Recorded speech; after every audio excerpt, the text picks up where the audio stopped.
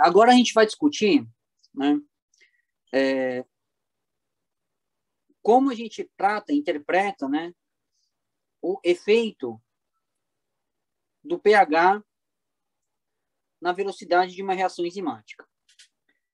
Antes da gente partir para o modelo cinético, né, que descreve um pouco isso, né, qual que é a abordagem que se usa, né, a gente precisa discutir algumas ideias gerais. A primeira, né, é relembrar, né, o que é pH, lembrando que pH, né, é uma expressão que relaciona, né, a concentração de íons H+, então a gente diz, né, a gente calcula o pH a partir da concentração, né, de prótons, né, lembrando que a gente tem aquela escala, né, de pH, né, onde a gente tem, né, desde um pH, né, a gente pensa, né, em pH 7 com um pH que a gente considera neutro.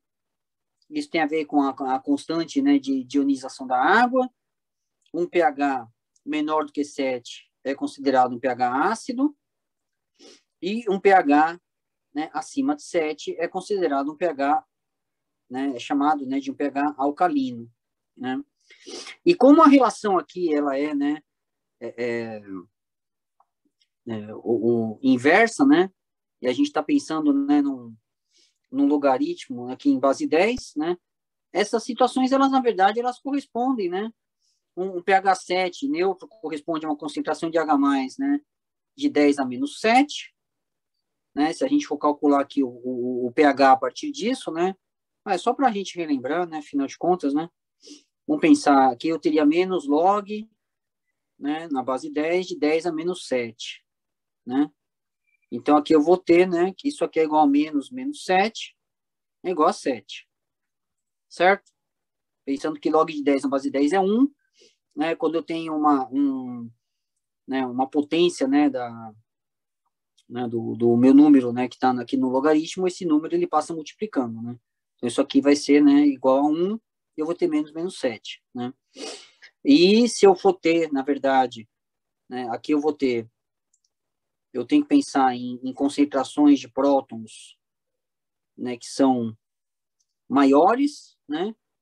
E essas concentrações, elas vão resultar, então, em valores de pH de 4, 5, 6, no meu exemplo, né? E aqui eu vou ter concentrações de prótons que são menores, né? Que vão corresponder a valores de pH, né? Nesse exemplo aqui, de 8, 9 ou 10, tá? Então, é importante vocês recuperarem a familiaridade, né? Com esses conceitos, com essa relação entre essas concentrações de próton em termos de potência de 10, né? E os valores da escala de pH, tá? O que acontece, né, que é o que a gente precisa discutir hoje, é que dependendo da enzima, se eu for medir a velocidade de reação, né, em diferentes valores de pH, eu posso observar uma série de comportamentos, né? Tem enzimas, por exemplo, que se eu fizer, vamos colocar aqui no meu gráfico, né, na minha escala, ensaios de pH 2 até pH 10, por exemplo, né?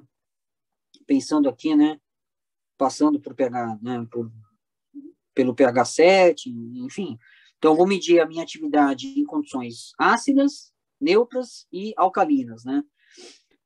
Uma situação muito comum é a gente observar enzimas que têm um comportamento né, em forma de sino. Elas têm uma atividade que a gente chama de pH ótimo,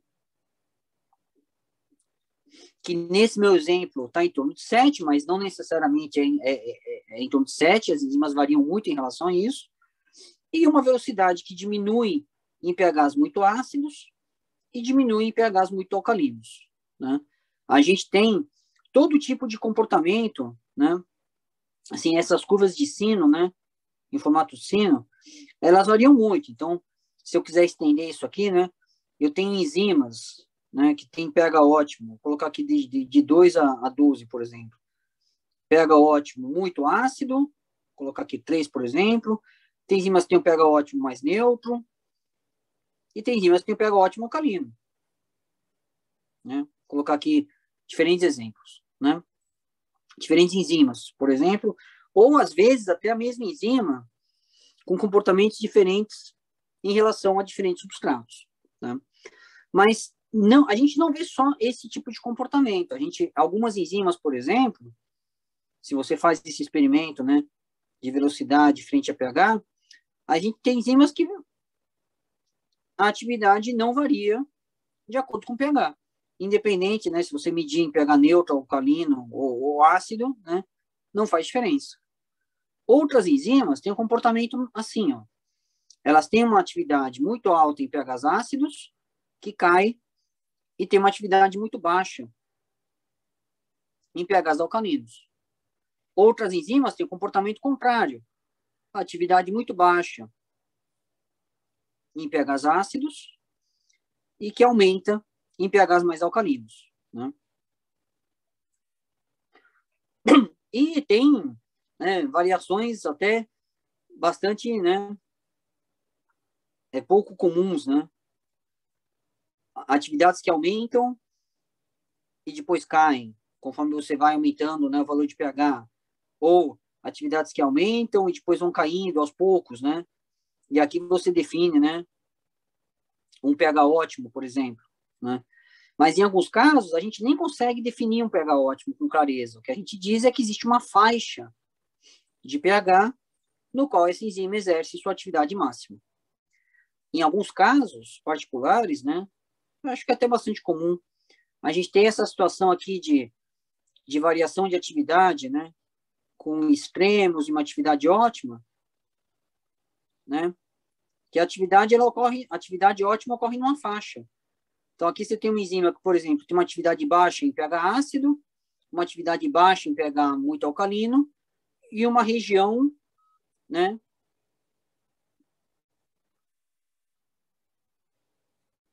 que eu não consigo definir, né, como apenas um único valor de pH, mas é um intervalo, né, uma faixa de pH onde eu digo que essa enzima tem o seu pH ótimo, né, a sua faixa ótima de pH. Né? E o nosso desafio hoje é tentar entender por que isso acontece. Né? Uma primeira interpretação que pode ser feita, e que, na verdade, ela é obrigatória, né, para o enfrentamento dessa questão, é eu imaginar que, olha, considerando que enzimas são proteínas, né, uma coisa que pode acontecer é... Eu não sei por que está cobrindo aqui o meu vídeo. Ótimo, tá. Uma coisa que pode acontecer é eu ter desnaturação. Pensando, por exemplo, que, ó, posso continuar? Pode ir. Tá. Bom, uma primeira abordagem para esse fenômeno é eu imaginar que a enzima pode estar desnaturando. Pensando que enzimas, né, são proteínas, né, e que muitas proteínas perdem atividade, né, em valores extremos de pH. Então, eu posso estar tendo esse efeito aqui, eu tenho uma velocidade baixa nessas, né, nessas condições aqui, simplesmente porque a minha enzima perdeu atividade. Uma coisa que, assim, que teoricamente, né, já poderia indicar que a gente está trabalhando com esse fenômeno é a gente observar em determinados, né, nesses extremos, ensaios de produto ao longo do tempo que não sejam lineares, sugerindo desnaturação. Então, aí você já tem um problema na sua medida de velocidade, né? A gente já discutiu, né, que esse ensaio que ele tem que ser linear para você ter uma boa medida de atividade, mas às vezes é difícil a gente perceber que isso está acontecendo, né? E muitas vezes as pessoas fazem ensaios um tempo só, com valor só de absorbância, né? E aí você não consegue realmente ter clareza em relação a esse tipo de problema, tá? E outras vezes, uma coisa que acontece é que o substrato, né, quando você vai montar o teu ensaio, o substrato ele estabiliza a enzima, né? Então, imagina que você coloca aqui diferentes tampões, né, com diferentes valores de pH, você coloca a sua enzima, né, nessas condições, ela desnatura, e quando você coloca o substrato, a enzima está lá, né, a enzima que não desnaturou ainda, ela é estabilizada pelo substrato, então você tem um ensaio linear e você não percebe que ocorreu desnaturação.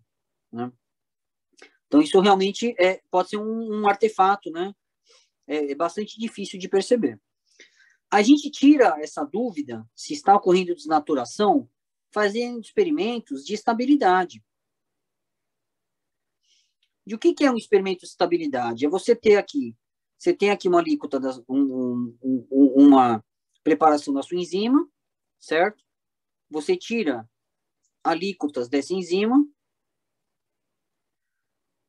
adiciona tampões com diferentes valores de pH, por exemplo, pH 2, pH 10.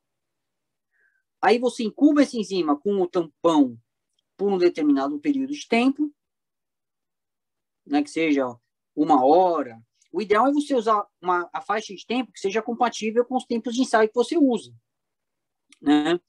E aí, depois que você incubou por 1 hora, né, você faz um ensaio enzimático. Para fazer ensaio enzimático, aí tem um problema, né? Que você precisa não só adicionar o substrato, mas você precisa trazer essa enzima, né, para um pH no qual você sabe que a enzima funciona. Então, por exemplo, pH 7, no meu exemplo. Né? Então, como é que você faz isso?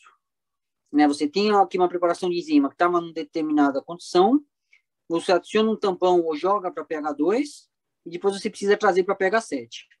Tá? Uma estratégia que se usa é você trabalhar com conjuntos de tampões com diferentes faixas de concentração. Então, imagina que a sua enzima aqui inicialmente ela está tamponada, né?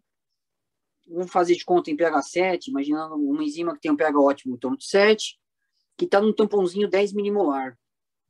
E aí você adiciona aqui um tampão, né, 20 vezes mais concentrado, 200 milimolar, né, para que a mistura, né, fique em pH 2. Quando você vai trazer para pH 7, você tem que adicionar um tampão mais concentrado ainda. Então, essa concentração aqui ela pode ser inviável, né? Então, vai trazer para um tampão 2 molar, né? Se a gente for pensar, né, no aumento de 10 vezes. Isso pode ser proibitivo. Então, uma coisa que se faz é brincar um pouco com essas concentrações. É trabalhar, olha, vou trabalhar aqui com 100 milimolar, por exemplo, né, um tampão 10 vezes mais concentrado. E aqui, quando eu vou adicionar meu tampão para voltar para pH 7, eu trabalho com um tampão em torno de 1 molar, por exemplo. De tal maneira que quando eu misturo essas coisas, né, esse tampão seja 10 vezes mais concentrado que esse, 10 vezes mais concentrado que esse. Outra coisa que se faz também é você fazer uma cromatografia de filtração em gel. Tem umas cromatografias de filtração em gel que são muito rapidinhas, né, que elas não têm resolução nenhuma, são feitas em seringa, de tal maneira que você só faz a troca de tampão. Né, você separa a enzima das suas... de íons e moléculas pequenas, né? E aí você simplesmente faz a eluição, né, no tampão para o qual você quer trazer a sua preparação. Então, você faz essas trocas de pH, faz essa primeira troca, incuba, depois faz a segunda troca e faz o ensaio. E aqui o que você vai comparar, né, nesse tipo de experimento, é qual seria... Deixa eu trazer para cá. Deixa eu apagar isso aqui para ficar mais fácil de entender. Qual é a influência, né, da incubação da enzima nesse pH ao longo desse tempo na atividade enzimática? Então, aqui o que eu faria? Eu trago a minha atividade novamente para pH 7, sem esperar esse tempo, que seria o meu tempo zero, faço meu ensaio enzimático, tenho aqui produto ao longo do tempo, e faço o mesmo ensaio com a enzima que ficou incubada por 1 hora em pH 2. E aí eu observo. Se a minha enzima for estável, eu vou ter a mesma atividade. Se a minha enzima desnaturar, né, ao ser incubada em pH 2, eu vou ver uma atividade menor, uma atividade pequena. Ok? E esse tipo de experimento, ele costuma ser apresentado em termos de porcentagem. Imagina, olha, eu chamo essa atividade antes de incubar de 100%, atividade inicial, né, que seria essa inclinação aqui, né, esse ΔP por ΔT, e eu chamo essa outra atividade de atividade final, eu calculo uma em relação a outra, e coloco aqui, por exemplo, sei lá, 20%. Isso aqui pode virar esse tipo de gráfico. Eu olhar, por exemplo, olha, porcentagem da atividade, né, final, ou porcentagem da atividade recuperada em função do pH. Se a minha enzima for completamente estável, né, pensando aqui 2 a 10, eu vou ter uma coisa assim, né, pensando aqui 100%, né, eu vou ter um negócio assim. Se a minha enzima for instável, aí eu vou observar uma coisa assim, ó. Em valores extremos, eu recuperei uma atividade menor, né? Nessa região, eu estou imaginando, né, que pode acontecer. Eu posso imaginar que tem uma região na qual a minha enzima é estável e é por isso que eu acabo vendo uma atividade maior. E eu vejo uma atividade menor dos ensaios porque a enzima está perdendo atividade, tá? Se eu tiver isso acontecendo, uma coisa que se faz, né, é que a gente vai discutir isso mais em outro contexto, né, de modificação química, mas eu já vou trazer esse conceito, né? O que está acontecendo nessa situação é que a minha enzima, ela está desnaturando, virando uma coisa, né?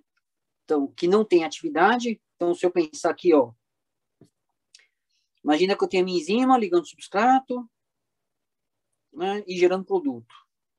O que pode estar acontecendo é que, em função do pH, eu tenho uma desnaturação, a minha enzima está perdendo atividade, tá? E aqui, uma das maneiras de eu tratar isso é eu trabalhar com uma constante de velocidade da reação de desnaturação, tá?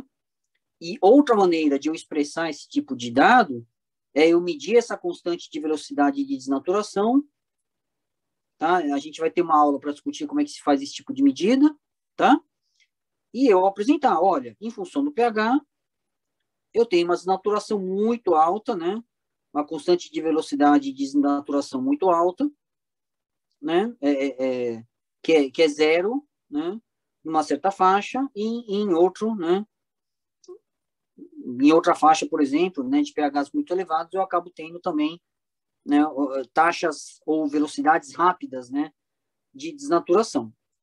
Mas aí, nesse caso, para eu ter uma boa medida dessa constante de velocidade, eu preciso fazer isso aqui, eu preciso esmiuçar esses tempos de desnaturação, né? Então, eu teria que ter, por exemplo, aqui, né, tempo zero, 10 minutos, 20 minutos, 30 minutos, 40 minutos. Eu ia acompanhando aqui a perda de atividade ao longo do tempo de incubação da minha enzima naquele valor de pH.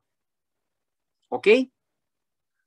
Então, uma coisa que a gente precisa combinar, né, é que se você quiser estudar o efeito do pH na atividade da sua enzima, a primeira coisa que você tem que fazer é determinar qual é a faixa de estabilidade dela. Para você poder discriminar efeitos de desnaturação de efeitos, né, da concentração de hidrogênio na atividade da sua enzima. Tá? Efeitos, na verdade, que são de ionização, de dissociação, né, de grupos, né, que são ionizáveis, que podem ser importantes para a atividade catalítica, que é o contexto que a gente vai discutir agora. Tá? Samara, dá uma pausa, por favor. Pode voltar a gravar. Pode. Bom, sabendo a faixa de estabilidade e assumindo que a gente não está trabalhando com desnaturação, né, a maneira, né, pela qual se interpreta o efeito do pH na atividade de uma enzima é pela ionização, né, de grupos importantes em catálise. Né? Então, vou fazer um exemplo aqui. Vamos imaginar que você tem uma enzima que ela tem duas carboxilas, né, que são importantes em catálise. Tá? Né, imagina que a gente tem o sítio ativo, né, tem duas carboxilas, né, que são cadeias laterais, pode ser de glutamato, de aspartato, né, que reagem quimicamente com o substrato. E aí o estado de ionização dessas carboxilas pode ser importante, né, para a atividade da minha enzima. Então, se eu imaginar, por exemplo, deixa eu fazer aqui uma brincadeira aqui. Se eu imaginar, não, eu posso fazer assim mesmo, não tem problema. Eu posso imaginar uma situação na qual uma dessas carboxilas está ionizada e a outra não. certo? E uma situação na qual as duas estão ionizadas. Só que é só um exemplo, né? E isso poderia acontecer se eu simplesmente tivesse duas carboxilas aqui com constantes, né, de ionização, né, diferentes. Né? Se eu pensar aqui numa constante de ionização, né, desse ácido fraco aqui, que seja diferente da constante de ionização desse ácido fraco aqui. Posso pensar em dois grupos, né, com pKs diferentes. Né? Lembrando, né, que o pK que descreve a ionização de um ácido fraco é o menos log da constante, né, de ionização. Né? Então, aqui seria, né, pK1 menos log de K1, pK2 menos log de K2.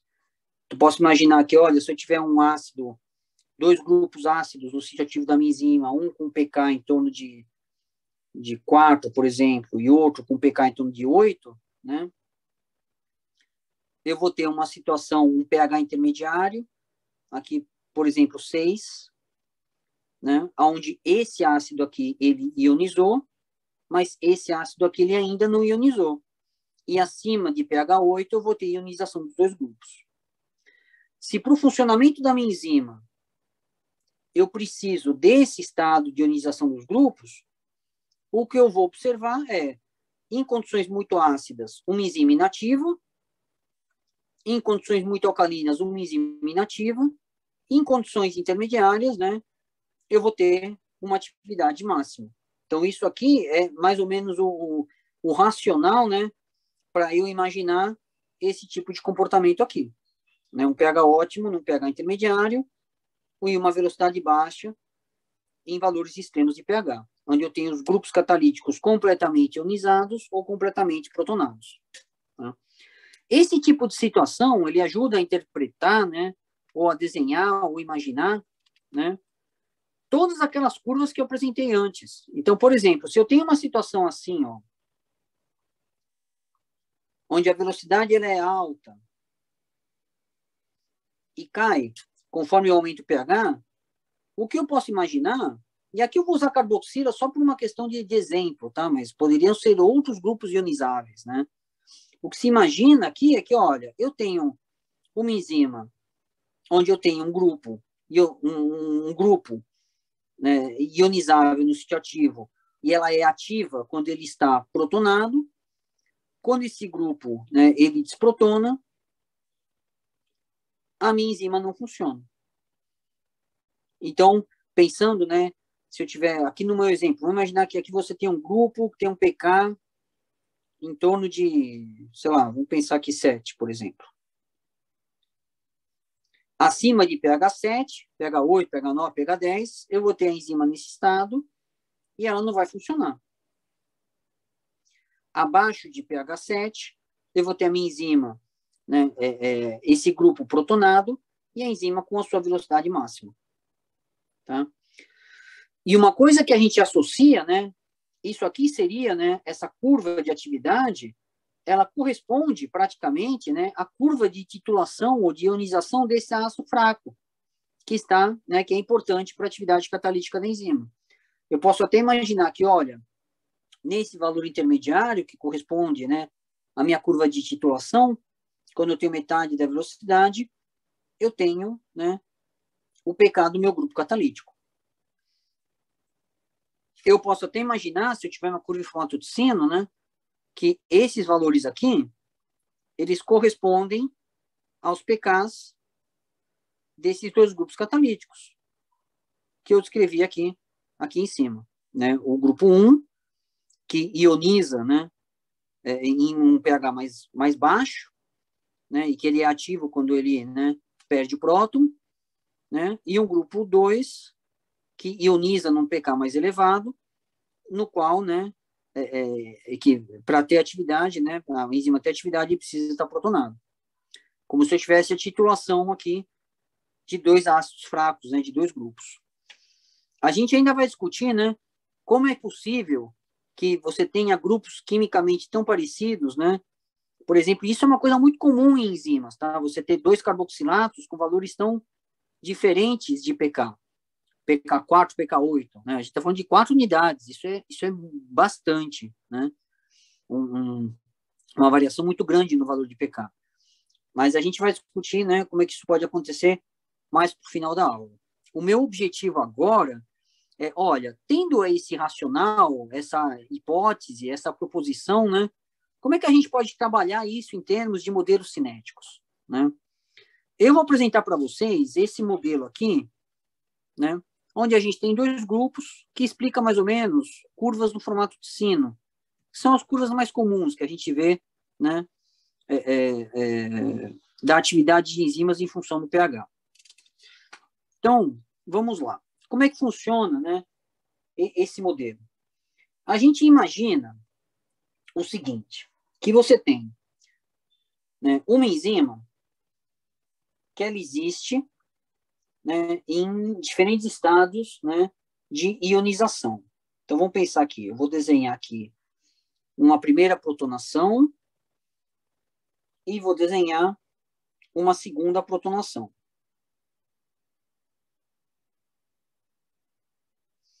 Então, aqui, essa aqui seria a minha enzima no meu modelo com os 2 grupos protonados, certo? Ela pode sofrer uma ionização e pode sofrer uma segunda ionização.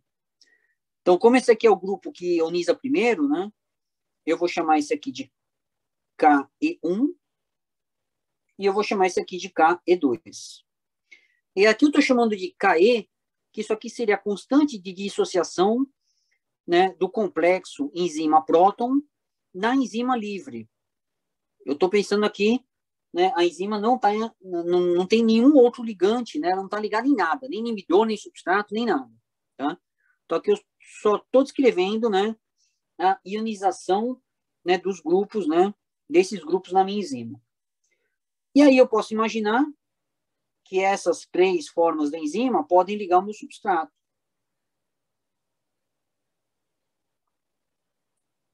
Vou descrever a ligação da enzima intermediária, que seria, né, o meu estado, no qual eu imagino que a enzima, né, tem uma atividade maior, como KS. Vou descrever a ligação, né, desses. Então, aqui eu teria, né, EHS. Aqui eu vou descrever a ligação dessas outras formas da minha enzima através de KS e de parâmetros, né? Aqui eu vou colocar um parâmetro alfa para indicar que pode ter a mesma afinidade ou não. E aqui eu vou colocar um parâmetro gama, também para indicar que pode ter a mesma afinidade pelo substrato ou não. Essas 3 formas, né, de enzima, agora ligadas ao substrato, eu também posso imaginar, né, que elas ionizem, né, da mesma maneira que a enzima livre. Então, eu vou colocar aqui, só sinalizar que esses equilíbrios eles podem acontecer. Na verdade, do ponto de vista formal de equações, tanto faz eu colocar isso ou não, tá? Mas eu vou colocar para explicar, né, para chegar em todos os recursos desse sistema.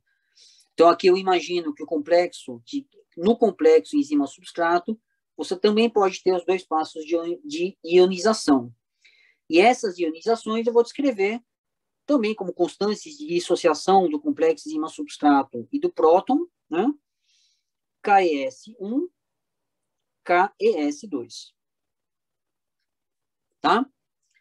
Então, aqui é só essa diferença de nomenclatura para indicar que, olha, aqui eu tenho as constantes de ionização da enzima livre e aqui as constantes de ionização do complexo enzima-substrato.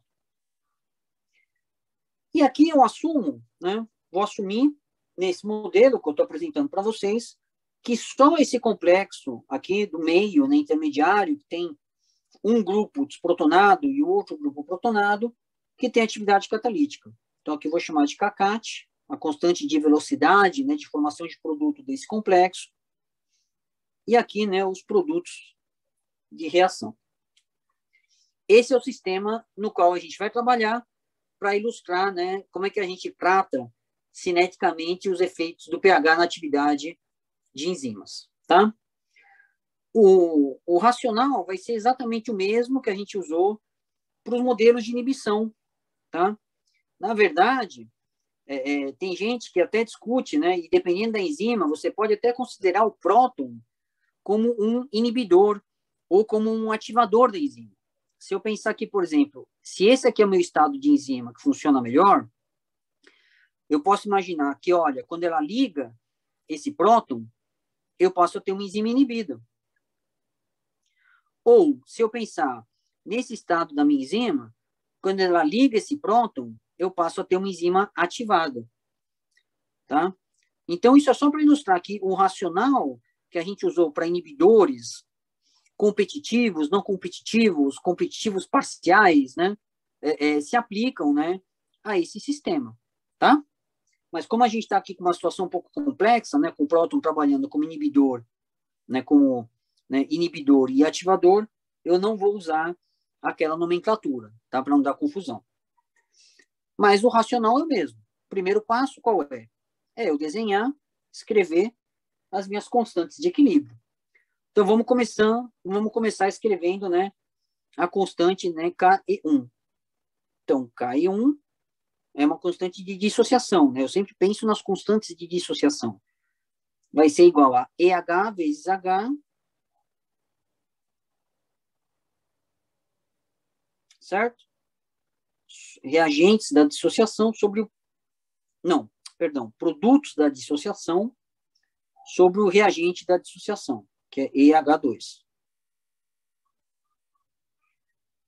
Ki2, essa constante aqui, né? Eu vou pensar aqui na dissociação. Eu vou ter E vezes H sobre EH. Passando para KS. Não, vou escrever KS aqui. KS. Né? Produtos da dissociação. EH vezes S sobre EHS. E passando aqui, né, para as constantes, né, de ionização do complexo enzima-substrato. KS1 vai ser igual a EHS vezes H+, sobre EH2S. KS2 vai ser igual, né, aqui, produtos, né, da dissociação ou da ionização, né, sobre o reagente, né, dessa reação. Tá? Eu fui escrevendo, né, na verdade, essas constantes aqui, pensando na descrição do meu sistema, né, e também pensando na descrição de todas as minhas formas de enzima. Eu tenho 6 formas de enzima no meu sistema aqui. Né? Lembrando que aqui EH eu só estou recuperando. Né? Eu não vou me preocupar agora com esse parâmetro alfa e esse parâmetro gama. Tá? Eu não vou pensar em descrever, né, esses equilíbrios de dissociação. Tá? Só por uma questão de simplicidade. Tá bom? Mas a gente poderia trabalhar com esses equilíbrios também, imaginando, né, quais seriam o impacto e o valor desses parâmetros alfa e desses parâmetros gama. Mas isso aqui não é muito utilizado, tá? As pessoas, elas acabam pensando muito nesse sistema, né, olhando para essas coisas aqui assim, pensando, olha, eu tenho uma enzima livre que tem estados de ionização, um complexo enzima-substrato que tem estados de ionização, que eu descrevo em função desses parâmetros aqui. E isso acaba afetando, né, a minha enzima, porque só um desses, né, estados de ionização da enzima tem atividade enzimática. Tá? Bom, aqui a gente precisa escolher um estado de referência para eu trabalhar as minhas equações. Quando a gente fazia os nossos modelos de competição, né, ou de inibição, a gente escrevia todo mundo, né, para a gente ter aquela etapa de simplificação da equação, para chegar numa equação parecida com a equação de Michaelis, né, o estado de referência que a gente escolhia era a enzima livre. Só que hoje, nesse sistema, eu vou escolher o EH. Tá? Isso vai ficar claro por que eu estou fazendo isso quando eu chegar na minha equação final. Tá? Mas, teoricamente, eu poderia escolher qualquer um desses 6, tá? Mas eu vou escolher o EH. Isso quer dizer que eu vou rearranjar as minhas constantes de equilíbrio para eu ter a expressão de todas as minhas formas de enzima do meu sistema em função de EH. Então, vamos trabalhar. Então, aqui a primeira, eu vou ter que EH2 é igual a EH vezes H+, sobre KE1. Ótimo, já tenho uma expressão de EH2 em função de EH. Aqui, eu quero uma expressão de E em função de EH. Então, o que eu vou fazer? Eu vou isolar a enzima livre aqui. Bom, enzima livre não, né? Esse estado de enzima, né? Vai ser igual a KE2 vezes EH sobre H+. Multiplicou isso por esse, passo esse cara dividindo para cá. É o que está aqui. Aqui eu faço uma coisa parecida, né? Para eu ter... Bom, não. Aqui eu só inverto. Eu vou ter EHS é igual a EH vezes S sobre KS. Aqui eu vou ter... Aqui eu vou precisar fazer um rearranjo e depois uma substituição, né? Eu quero ter a expressão de EH2S, que é esse cara aqui, em função de EH. Né? Eu já tenho EH2, E livre, E e EHS. Vou passar para esses dois aqui. Então, vamos isolar, né? Inverter para ter EH2S é igual a EHS vezes H+, sobre KES1. E aí eu vou substituir, né, o que eu tenho de EHS, né, pela expressão que eu tenho aqui em cima, né? Então, isso aí vai ser igual... Então, EH2S vai ser igual a EH vezes S sobre KS, né, que é EHS, que eu coloquei aqui, vezes H+, vezes KES1. Então, isso aqui eu só copiei daqui, H+, KS1, e isso aqui vem da substituição de EHS pela expressão que está aqui em cima. EH, S, KS. Ok? E vamos passar aqui para a segunda, né? Eu vou ter que E aqui, ó, atenção. O que eu quero, né, isolar é ES. Que eu já tenho expressão para todos esses caras aqui. O cara que está faltando é esse cara aqui. Tá? Então, eu vou ter que ES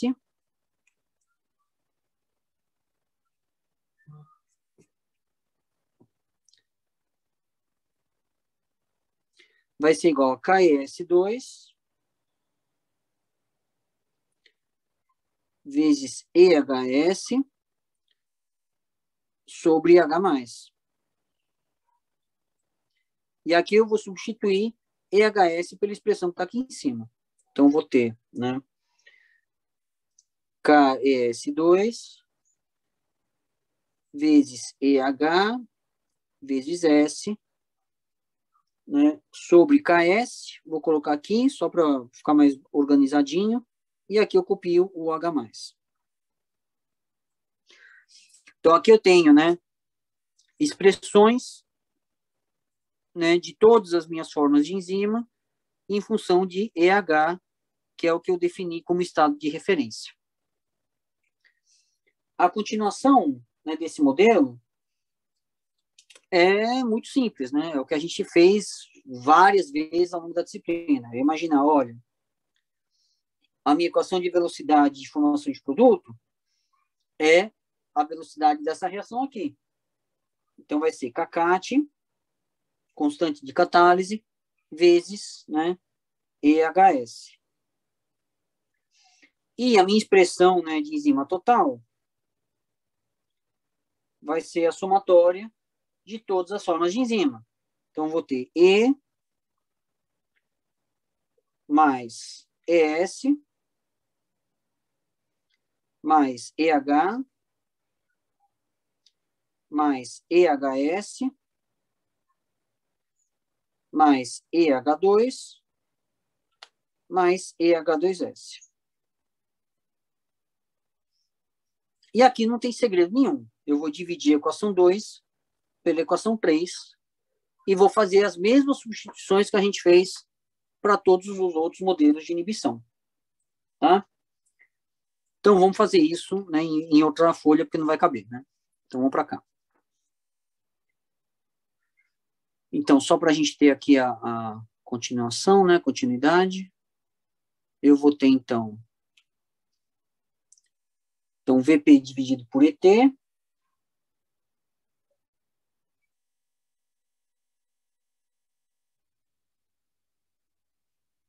vai ser igual a KCAT, né, sobre EHS. Aqui eu já vou substituir já, tá?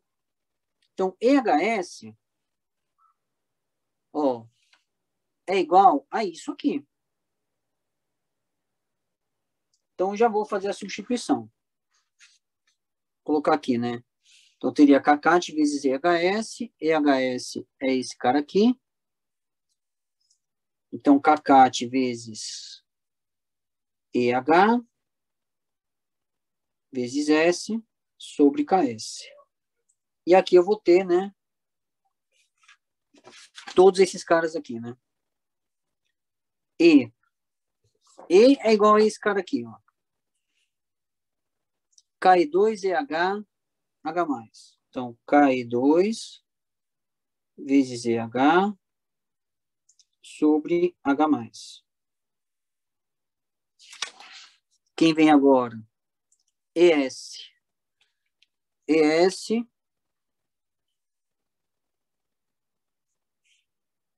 é esse cara aqui.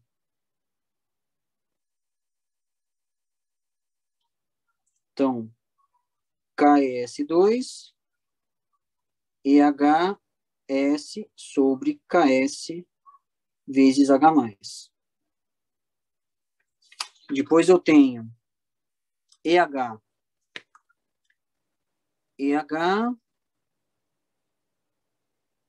Bom, EH é o meu estado de referência, né? Eu coloco ele aqui do jeitinho que ele está, né? E aí eu passo para EHS. EHS é esse cara aqui. Então, vamos lá. EH vezes S sobre KS. Depois eu tenho EH2. EH2 é esse aqui, né? Então, EH vezes H+, sobre KE1. E o último termo da minha equação é EH2S, que é esse termo aqui, né? É o que está aqui. Então, vamos lá. EH vezes S vezes H+, sobre KS, KES1. Só para a gente ter aqui a equação completinha. E aqui vai acontecer, né? A gente vai fazer as mesmas operações, né? Que a gente se cansou de fazer, né? A gente vai passar a enzima total multiplicando para cá. Eu vou ter, então, que VP, né? Deixa eu separar aqui para não dar confusão. Eu vou ter que VP vai ser igual a KCAT vezes enzima total, que é a velocidade máxima.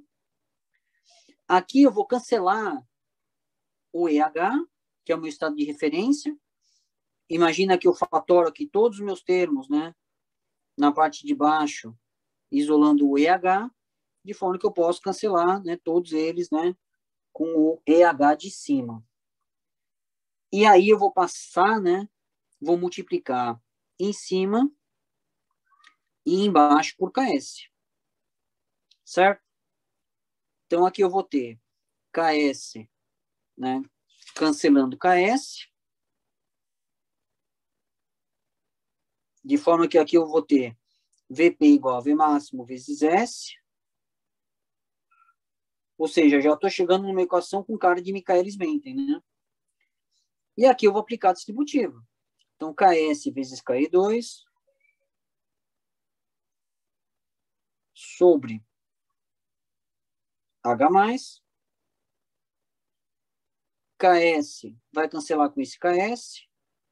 Então, vou ter KS2 vezes S sobre H+. Aqui é 1, né? Então, 1 vezes KS dá KS. Aqui eu vou cancelar esse KS com esse KS. Então, vai ser mais S. Mais. Aqui eu multiplico, né? KS vezes H+ sobre KE1.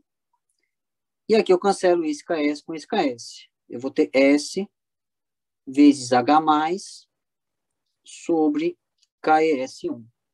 Né? Cancelei esse KS com esse KS. Tá? Bom, o próximo passo é, para eu ter uma equação parecida com a equação de Michaelis, né? Na verdade, é o nosso racional, né? A gente vai agrupar os termos que são dependentes de KS, que são esses três aqui, e agrupar os termos que são dependentes de S. São esses três aqui. E faturar. Então, só para ficar, né, mais claro, né? Então, eu vou ter aqui a minha equação vai ser VP é igual a V máximo vezes S sobre KS. Aqui o primeiro termo, KI2 sobre H+. Segundo termo, mais 1, mais H+, sobre KE1. E os termos dependentes de S, vou ter que S vezes KS2 sobre H+, mais 1, mais H+, sobre KES1. Então, aqui eu já tenho uma equação com cara de Michaelis-Menten, né? VP, então, se não existisse próton, né? Enfim, né? Eu teria, né? Né? Uma equação de Michaelis-Menten, né? E aqui, então, eu imagino que eu tenho, né? Um efeito, né? Do próton, como ele está afetando, né? A ionização, né? O estado da minha enzima, alterando a ligação do substrato, alterando, né? A eficiência do complexo catalítico, eu vou ter um efeito dele, né, tanto na afinidade quanto na velocidade máxima da enzima, né? Mas a gente não vai chegar nesse, a gente não vai fazer esse tipo de discussão justamente pela, né, por a gente ter ativação e inibição misturadas nesse modelo. Né? Mas eu só queria mostrar que, olha, o começo da análise do efeito do pH é chegar nessa equação aqui de Michaelis. A gente vai trabalhar, como a gente fez em todos os outros modelos, né, com equações invertidas, né? Então, essa equação aqui, ela vai virar 1 sobre VP. Deixa eu colocar mais para cá. 1 sobre VP vai ser igual, né? Eu passo isso aqui para o numerador e já divido por V máximo, né? Então, vou ter esse cara dividido por esse. Então, KS dividido por V máximo.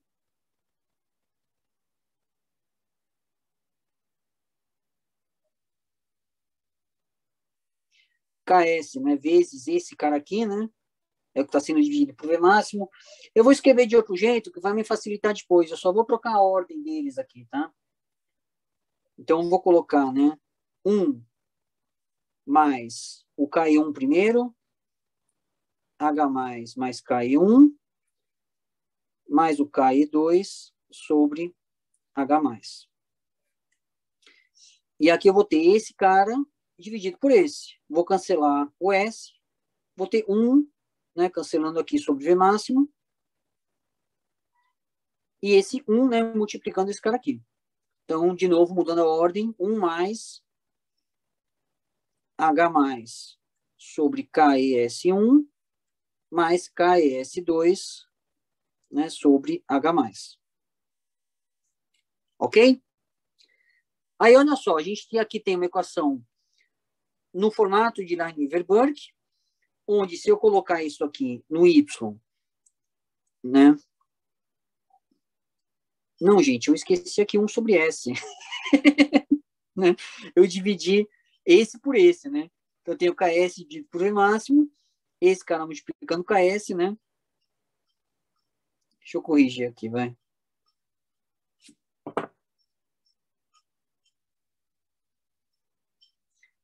Né? E aqui eu tenho, né, KS dividido por V máximo vezes S, né? Vou colocar aqui, né? 1 sobre S. Ok? Então, KS dividido por V máximo, esse parâmetro aqui de H, né, relacionado ao pH multiplicando KS, né, dividido, né, então tudo isso aqui dividido por V máximo dividido por S, né, gente? Senão não tem uma equação de Lineweaver-Burke, né? E aqui, esse dividido por esse, cancela, esse dividido por esse, é o que eu tenho aqui. O que eu vou ter, então, se eu colocar numa equação, né, num gráfico, né, 1 sobre VP no eixo Y e 1 sobre S no eixo X, né, eu vou ter uma equação de reta, pensando que eu estou fazendo ensaios num determinado valor de pH, numa determinada concentração de H+. Isso aqui são constantes, isso aqui são constantes. KS, V máximo, KI1, KI2, concentração de próton constante nos meus ensaios, mesma coisa aqui, V máximo, KS1, KS2 são constantes, concentração de prótons, se eu imaginar que eu estou trabalhando num valor de pH, né, também são constantes. Então, aqui eu tenho a inclinação do Lineweaver-Burke e o intercepto do Lineweaver-Burke, né? Essa vai ser a base para a primeira abordagem que se utilizou, né, para o estudo, né, para você, né, poder ter não só, né, a descrição, né, um diagnóstico desse modelo, né, mas também, né, para a medida dos parâmetros cinéticos, né? Se a gente pensar que numa análise cinética completa, eu tenho não só que imaginar, né, descrever o comportamento da minha enzima, mas também medir, né, todas as constantes, né, de dissociação, todos os parâmetros que descrevem o comportamento da minha enzima. E essa equação, na verdade, né, de Lineweaver-Burke, ela é a base, né, para esse primeiro tipo de análise. Tá bom? Como é que isso foi, né, trabalhado? Isso foi trabalhado através do que se costumou chamar, né, de plots lineares, que é o que eu vou colocar aqui. Vamos trabalhar inicialmente com a equação da inclinação do Lineweaver-Burke. Imaginando que a inclinação do Lineweaver-Burke vai ser igual. E aqui eu já vou introduzir, né, um conceito, né, que é eu imaginar que, olha, a inclinação do Lineweaver-Burke, vamos fazer um desenho aqui para ilustrar. Eu tenho aqui 1 sobre V e 1 sobre S. Se eu imaginar que eu tenho isso num determinado valor de pH, eu vou ter uma reta, o intercepto corresponde a 1 sobre V máximo, a inclinação corresponde a KS sobre V máximo. Né? Isso vem da própria equação de Lineweaver-Burke que a gente já discutiu várias vezes, né? Essa inclinação num determinado valor de pH, eu vou chamar de KS aparente sobre V máximo aparente. E o intercepto num determinado valor de pH, eu vou chamar de 1 sobre V máximo aparente. Imaginando que eu vou expressar esses valores de KS e de V máximo, né, em função de um valor que seria independente de pH. É meio maluco pensar isso, porque não existe, né, solução, né, ou ensaio enzimático, né, né, ou nenhuma preparação aquosa que não tenha valor de pH. Tá? Mas isso é feito, como é que fala? Para efeito de cálculo apenas. Tá? Então, eu vou imaginar que, olha, o KS aparente e a velocidade máxima aparente, que é o que eu meço num determinado valor de pH, corresponde a essa inclinação do Lineweaver-Burke, que corresponde a essa expressão aqui, é eu ter um valor de KS e um valor de V máximo, que seriam independentes de pH, né? Corresponderia, na verdade, né? Se eu voltar para o meu modelinho aqui, né? Seria, né, esse valor de KS aqui, né? E kcat vezes ET, né? Imaginando que toda a minha enzima está nesse estado aqui. Mas, na verdade, num valor de pH, você sempre vai ter uma concentração de próton, então você sempre vai ter concentrações desses caras aqui, né? Enfim. Continuando aqui com a minha análise, eu vou copiar o resto da equação, Ks sobre V máximo, vezes 1 mais H mais sobre Ki1, mais Ki2 sobre H mais. E aí o que se faz é o seguinte, eu imaginar situações, né? Por exemplo, vamos imaginar que, olha, Ki1 e Ki2 tá, são constantes de ionização que correspondem a pKs muito afastados, né, muito diferentes, né, ou são constantes, né, de ionização que têm valores muito contrastantes, né. Então, vamos pensar aqui, por exemplo, que eu vou dar exemplos que fica mais fácil de explicar, fica mais fácil de entender. Imagina que esse pK aqui é 4 e que esse pK aqui é 8. Isso quer dizer que essa constante aqui é 10 a menos 4, essa constante aqui é 10 a menos 8, tá? Vamos imaginar, numa primeira situação, né, que eu estou trabalhando, fazendo essas medidas, numa concentração de prótons próxima a Ki1.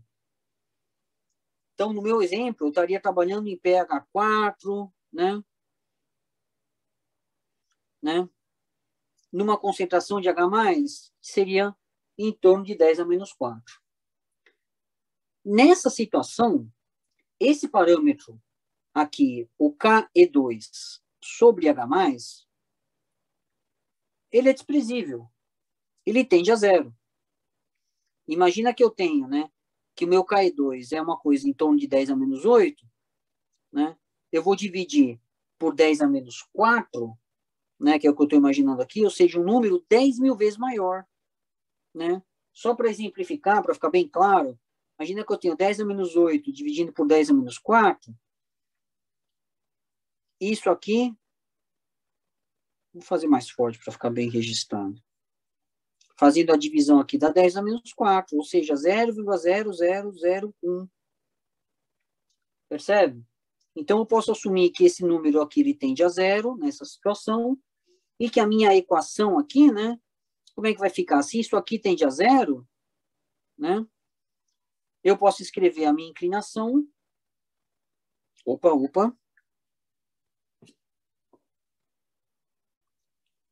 Né, desprezando esse parâmetro. Então, eu vou ter Ks sobre V máximo vezes 1 mais H mais sobre Ki1. Aqui eu posso aplicar distributivo, né? Então, eu vou ter Ks sobre V máximo vezes 1 da Ks sobre V máximo, mais, né, Ks, né, sobre V máximo sobre Ki1 vezes H+. Isso quer dizer que se eu trabalhar numa determinada faixa de pH, né, próxima a esse valor aqui, eu posso fazer um gráfico da inclinação versus a concentração de prótons, que vai me dar uma reta. Né? Então, aqui eu vou ter, se eu colocar inclinação no eixo, inclinação do Lineweaver no eixo Y e concentração de prótons no eixo X, eu tenho uma reta, essa é a inclinação da reta, esse é o coeficiente linear, é o intercepto. Então, é o que eu vou ter aqui, né? H+, inclinação dessa reta é igual a Ks sobre V máximo vezes Ki1. O intercepto é Ks sobre V máximo. E aqui tem um parâmetro que me interessa. O que acontece, né, quando y é igual a zero? Qual é o valor de H+? Eu vou igualar esse cara a zero, tá? Então, eu posso passar esse cara para cá subtraindo. Então, vou ter menos KS sobre V máximo igual a KS sobre V máximo, KE1 vezes H+. Só estou copiando aqui. Cancelo esses caras aqui, passo esse KE1 para cá, eu concluo, então, que H+ é igual a menos KE1. Então, daqui, eu já posso calcular, né, a primeira constante que me interessa. A continuação dessa análise, né, a gente faz, né, assumindo, né, deixa eu ver se eu consigo aproveitar essa equação, acho que sim. Vou deixar ela aqui, ó. Vamos assumir agora que a minha concentração de prótons é parecida com KE2, tá? Voltando aqui para o meu exemplo, né? Vamos imaginar, então, que a minha concentração de prótons, ela é em torno de 10 a menos 8, tá?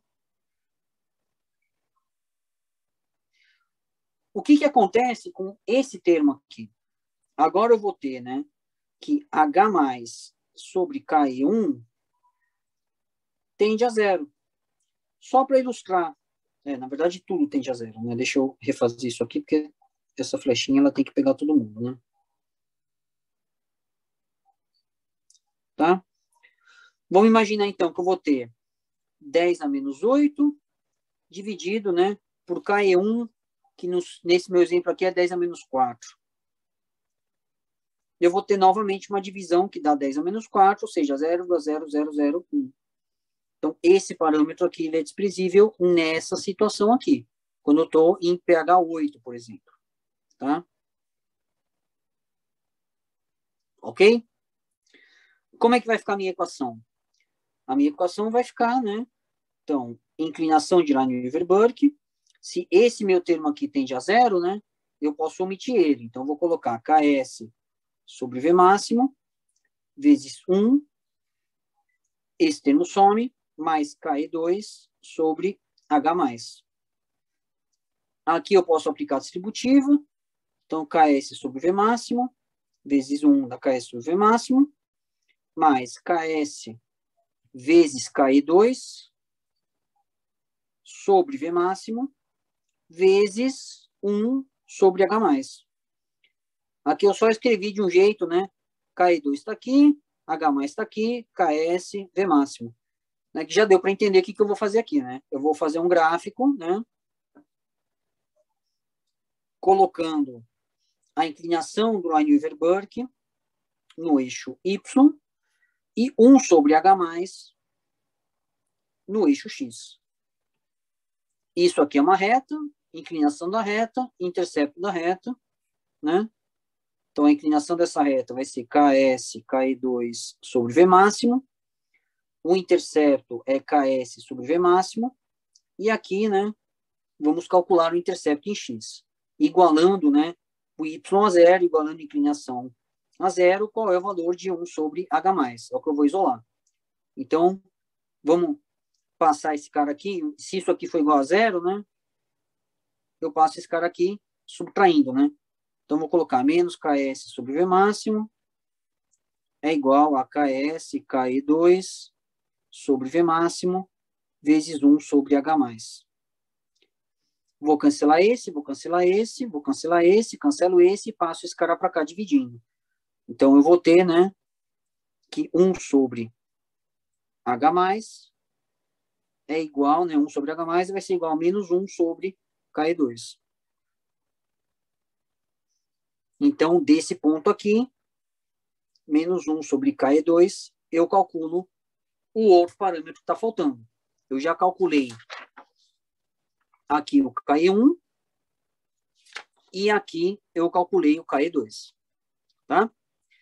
Eu posso usar plots lineares para calcular, né, as constantes de ionização de enzima livre, né, a partir dos meus plots, né, de inclinação. E voltando para a minha equação de Lanier-Burke, Deixa eu voltar para ela. Onde que ela está? Achei. Está aqui, ó. Eu vou usar a minha expressão de intercepto para calcular as constantes, né, de ionização do complexo enzima-substrato. E a lógica vai ser a mesma. Então, vamos lá. Vamos fazer isso. O intercepto do Lineweaver vai ser igual a 1 sobre V máximo.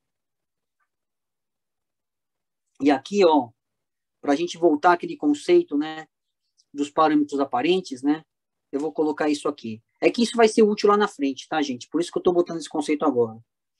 Então, vamos imaginar que o intercepto, que corresponde a 1 sobre a velocidade máxima aparente, né, a velocidade máxima que eu meço numa determinada condição, né, numa concentração de H+, né, corresponde a isso aqui. Então, é 1 sobre V máximo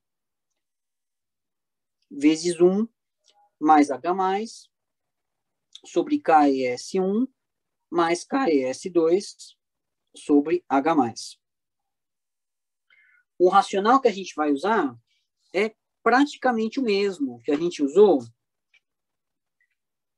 né, para os gráficos de inclinação. Então, vamos imaginar primeiro, então, que eu tenho concentração de prótons parecida com KES1. Se eu fizer novamente aquela ideia, né, olha, KES1 e KES2 são muito afastados. Um é 10 a menos 4 e outro é 10 a menos 8. Tá? Corresponde a um pK4, corresponde a um pK8. Se eu tiver em pH4, ou seja, se H+ for igual a 10 a menos 4, KE2 sobre H+ tende a 0. Né? KES2, perdão. Olha o perigo, olha o perigo. Isso aqui tende a 0. Então, imaginar que, olha, eu vou ter 10 a menos 8, dividido por 10 a menos 4, né? Estou imaginando que H+ está próximo de 10 a menos 4, pH4, certo? Vou colocar aqui pH4. Tá? Isso aqui vai ser igual a 10 a menos 4, que é 0,0001. Ou seja, um valor realmente desprezível. Então, posso escrever minha equação omitindo esse termo aqui. Então, vou ter que intercepto do Lineweaver-Burke vai ser igual a 1 sobre V máximo vezes, né, 1 mais H+ sobre KES1, e eu simplesmente não escrevo, né, esse finalzinho aqui. Aplicando a distributiva, eu vou ter 1 sobre V máximo mais 1 sobre V máximo vezes KES1 vezes H+, e aí já deu para perceber que a abordagem é a mesma, né? Eu vou fazer um gráfico aqui de Y, o intercepto do Lineweaver-Burke no eixo Y, a concentração de prótons no eixo X. Vou ter uma reta, isso aqui é uma equação de reta, essa inclinação da reta, esse é o intercepto. Então, colocando aqui, né, H+, e aqui o intercepto.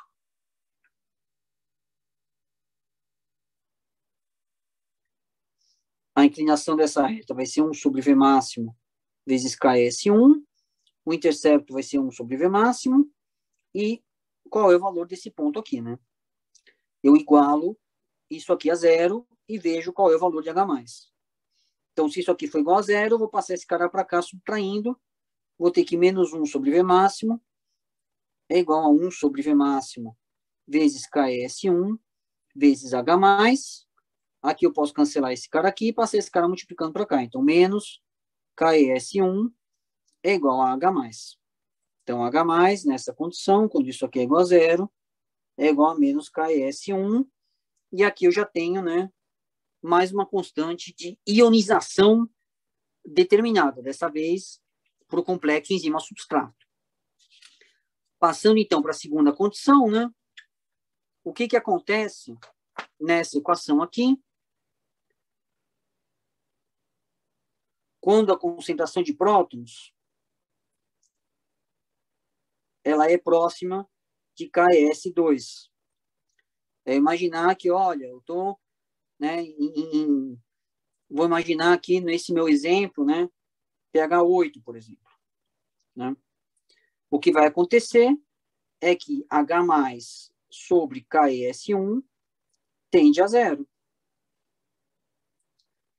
No meu exemplo, imagina, pega 8, H mais 10 a menos 8, KS1 é 10 a menos 4, novamente eu vou ter um número, né, muito pequenininho, né, 0,001.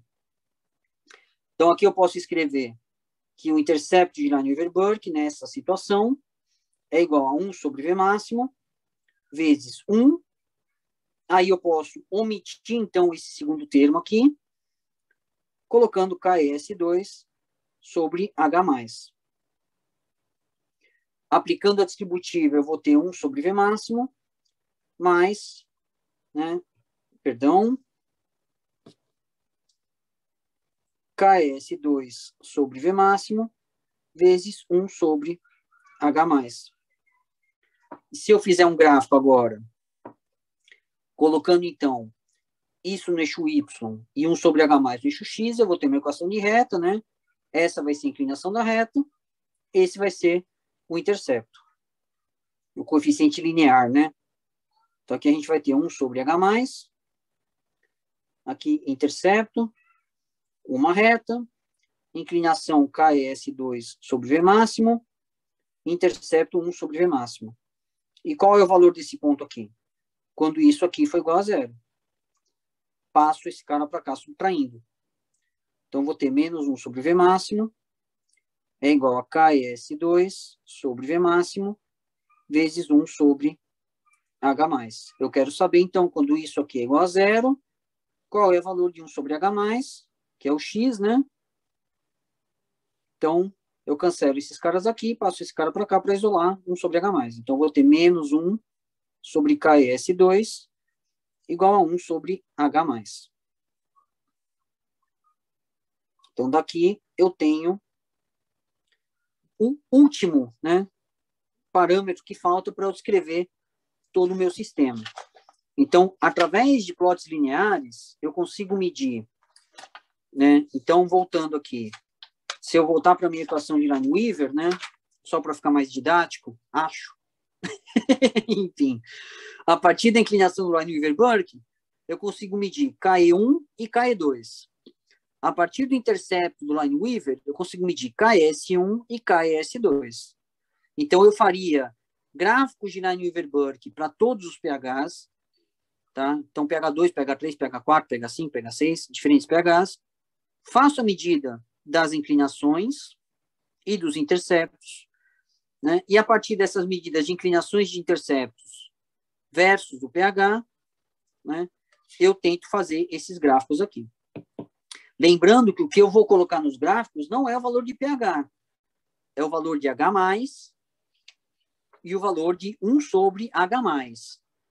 Então, se eu tiver, por exemplo, medidas em pH 2, né, eu vou ter aqui 10 a menos 2.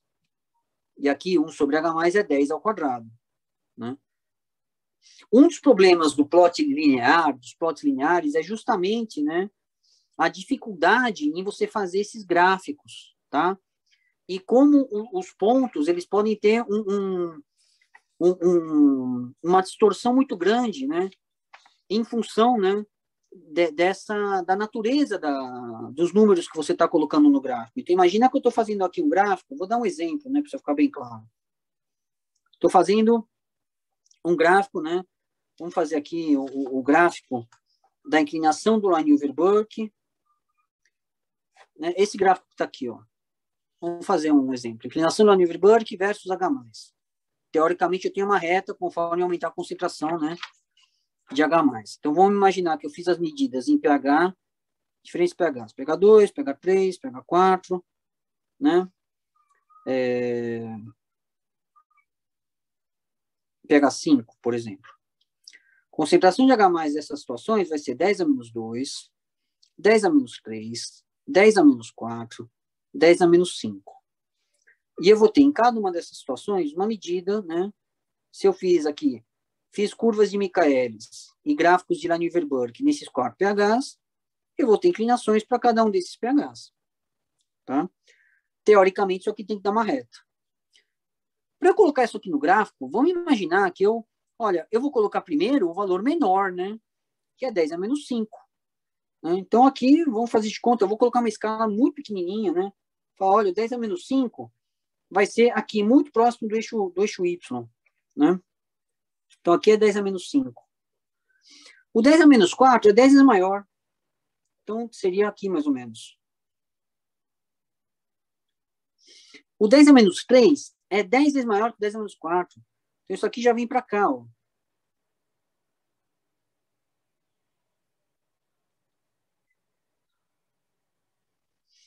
E o 10 a menos 2 não cabe nesse papel, né?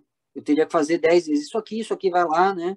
Ou seja, eu preciso de um papel aqui de 1 metro, né, de comprimento para poder fazer esse gráfico. Então, obviamente, quando eu for colocar os pontos aqui, né? Faz de conta que tem uma reta aqui, né? E imagina que o último ponto aqui está a 1 metro de distância, né? Percebe? Esse espaçamento de pontos, ele é muito inadequado para eu traçar essa reta, né? Se eu tiver qualquer alteraçãozinha aqui, essa reta ela vai ter né, uma mudança muito grande, é difícil fazer. Não só é difícil a gente fazer o gráfico, né, fisicamente, né? Claro que isso não acontece mais hoje, que hoje é tudo no computador, né? Mas é muito difícil você ter uma precisão nessa medida, né? Esses pontos têm que estar muito perfeitamente medidos e alinhados para conseguir traçar essa reta, né? Sem nenhum problema, e poder estimar um intercepto que, pela natureza da minha construção, né, vai estar muito próximo ao eixo Y. Então, esses gráficos, eles são muito difíceis de serem feitos, tá? E no mundo real, né, esses pontos, eles não ficam alinhados bonitinho, né? E se isso aqui tiver uma mudança qualquer, né, eu vou ter uma coisa, né, muito difícil, né, de transformar, né, numa medida confiável aqui da minha constante, né, de ionização da enzima livre, né, nesse caso, né, tá? Então, assim, embora os plots lineares eles tenham sido importantes num primeiro momento para entender, né, olha, é possível a gente medir essas constantes, é possível, né, eu descrever meu sistema, né, imaginar, não, opa, peraí, peguei o papel errado, eu consigo imaginar aqui, né, um sistema de ionizações que explica mais ou menos, né, por que a minha enzima é afetada pelo pH, consigo medir esses parâmetros de ionização, tanto da enzima livre, né, que seria aqui Ki1 e Ki2, e do complexo enzima-substrato, e até fazer, né, discussões, né, se a ligação do substrato está mudando a ionização dos grupos, né, ou vice-versa, né, mas na prática, eles não são, né, não foram adotados como uma ferramenta de escolha para a medida desse tipo de parâmetro, tá?